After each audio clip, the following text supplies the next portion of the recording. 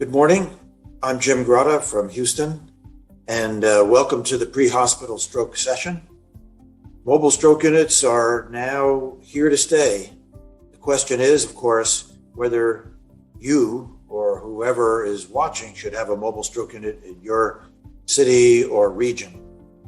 We have to start with the data, so I'm going to give a talk that gives the latest data from the BEST mobile stroke unit study that was carried out in the United States and reported in the New England Journal just last month. After that, there will be other talks on some other components of mobile stroke that hopefully will give you the information about a mobile stroke unit in your community.